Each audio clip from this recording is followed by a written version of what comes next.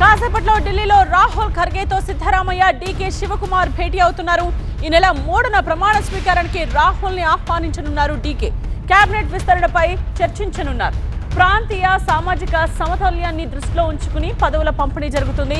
Cabinet విస్తరణతో పాటు PCC, party సంస్థాగత నియామకాలు, బోర్డులు, కార్పొరేషన్ల పదవులపై కూడా చర్చించే అవకాశం ఉంది. తొలి విడత మంత్రివర్గంలో 3 ఓబీసీ నేతలు, 2 ఎస్సీ, 2 ఒక్కళ్ళిగా ఒక ముస్లిం నాయకుడికి అవకాశం ఉంటుంది అంటున్నారు. సో డిప్యూటీ సీఎం పదవిని సీనియర్కే ఇవ్వాలనే డిమాండ్స్ కూడా వినిపిస్తున్నాయి.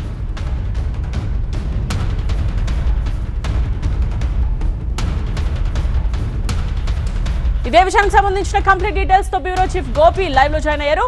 గోపి, సిద్ధరామయ్య దేశ రాజకీయాల్లో సముచిత స్థానం ఇస్తామంటున్నా కూడా ఆయన వద్దు అని రిజెక్ట్ చేశారు. ఇటు కొడుకు కూడా, డిప్యూటీ సీఎం కూడా వద్దంటున్నారు.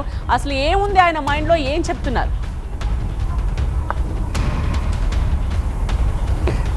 కర్ణాటక కేబినెట్ కూర్పు అంశం మరోసారి ఢిల్లీకి చేరింది. కాసేపట్లో సిద్ధరామయ్య, డీకే శివకుమార్ ఇద్దరు కూడా ప్రత్యేక విమానంలో 1 గంటకి ఢిల్లీ చేరుకోబోతున్నారు. మధ్యాహ్నం 2 గంటలకి ఇటు మల్లికార్జున ఖర్గే కాంగ్రెస్ అధ్యక్షుడు, అలాగే general secretary KC Venugopal, Rahul Gandhi అందుబాటులో ఉంటే ఆయనతో కూడా భేటీ కాబోతున్నారు. ప్రధానంగా మంత్రివర్గ కూర్పు పైన, ఉప ముఖ్యమంత్రులపైన చర్చించబోతున్నారు. ఇరువురు కూడా తమ తమ జాబితాలని, ఎవరు మంత్రివర్గంలో ఉండాలన్న జాబితాలని తీసుకొస్తున్నారు. సో అధిష్టానం తుది నిర్ణయం తీసుకోబోతోంది. సిద్ధరామయ్య ప్రధానంగా జాతీయ రాజకీయాల్లోకి వచ్చేందుకు రాజ్యసభ ఆఫర్ చేసినా ఆయన సున్నితంగా తిరస్కరించారు. కర్ణాటక యాక్టివ్ పాలిటిక్స్లోనే కొనసాగుతానన్నారు.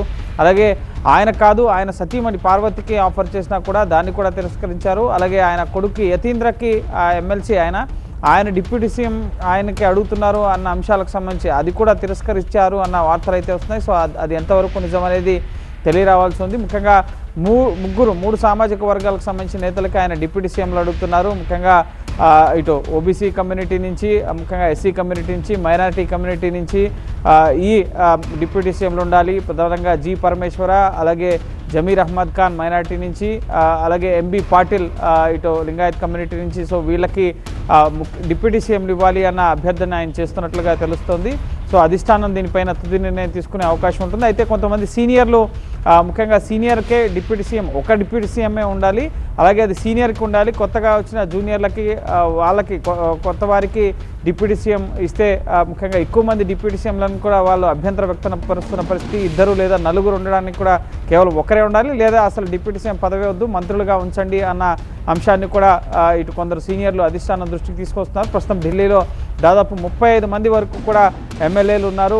ఆశావాహులు ముఖ్యంగా మంత్రివర్గంలో స్థానం కోసం ఎదురు చూస్తూ ఇటు కేబినెట్లో స్థానం వస్తుందని చెప్పి ఎదురు చూస్తున్నారు. సో సిద్ధరామయ్య కేబినెట్లో ఉన్న వాళ్ళని కొంతమందిని 12 మంది వరకు కూడా రిటైన్ చేసే అవకాశం ఉంటుంది. 36 మంది వరకు ఉండే అవకాశం ఉంటుంది కేబినెట్లో. కాబట్టి సో కొత్త వారికి డీకే తన టీంలో ఎవరెవరిని చేరుస్తారు, సామాజిక సమీకరణాలు, అలాగే ప్రాంతీయ సమతుల్యం, జిల్లాల వారీగా ముఖ్యంగా అక్కడి నుంచి ప్రాతినిధ్యంతో పాటుగా యువత, మహిళలు, సో ఇటువంటి అంశాలని బేరీజ్ వేసుకుని నెక్స్ట్ ఎలక్షన్స్లో గెలిపే లక్ష్యంగా కేబినెట్ కూర్పు చేసే అవకాశం కనిపిస్తుంది. సో దీంతో పాటుగా పీసీసీ కూడా మార్పులు, డీకే శివకుమార్ ప్రస్తుతం సీఎం అవుతున్నారు కాబట్టి సో ప్రస్తుతం ఆయన దగ్గర ఉన్న పీసీసీని మరొకరికి ఇవ్వాల్సి ఉంటుంది. సో పీసీసీ, రాష్ట్ర పీసీసీ కార్యవర్గంలో మార్పులు, కార్పొరేషన్ నామినేటెడ్ పదవులు, వీటన్నిటిపైన కూడా అధిష్టానం చర్చించి నిర్ణయం తీసుకోబోతోంది. మొదటి విడతలో ముఖ్యంగా డీకే శివకుమార్తో పాటు ఎల్లుండు ప్రమాణ స్వీకారానికి సంబంధించి ఎవరెవరు ప్రమాణ స్వీకారం చేయాలి అన్న దానికి సంబంధించి వారిపైనే ప్రధానంగా చర్చించి అధిష్టానం మంత్రులుగా ఎవరు ఉండాలన్న దానికి సంబంధించి నిర్ణయం తీసుకునే అవకాశం ఉంది.